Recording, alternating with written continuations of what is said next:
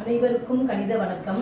இப்போ பார்க்க போகிறது 8ஆம் வகுப்புக்குரிய கணக்கு ஸ்லாஸில் மாதிரி வினா தொகுப்பு 3ல் 29வது கணக்கை பார்க்க போகிறோம். 10 1/2 21 1/3 பெருக்குக அப்படின்னு சொல்லி கொடுத்துருக்காங்க. கொடுக்கப்பட்ட கணக்கு கலப்பு பின்னத்தில் இருக்கு.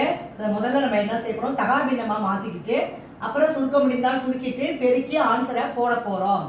என்ன கொடுத்துருக்கு, 10 1/2 இதை கலப்பு பின்னத்தை தகா பின்னமாக மாற்றுறதுக்கு நம்ம என்ன செய்வோம், பகுதியால் பெருக்கி தொகுதியை வைத்து கூட்டி தொகுதியில் இட வேண்டும்.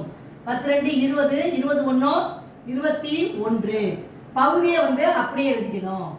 பெருக்கல் 21 3ஆல் பெருக்கிறோம். 1 3 3 2 3 6 63ஓட தொகுதி 1 கூட்டுறோம். 64/3 பகுதியை அப்படியே எழுதிக்கிறோம். இப்போ சுருக்க முடிந்தால் சுருக்கிட்டு அடுத்து நம்ம பெருக்க போகிறோம். இப்போ பார்த்தீங்கன்னா 1 3 3 7 3 21. அடுத்தது 2ஆல் அடிக்கிறேன். 1 2 2 இங்கே 2 6 2 2 4.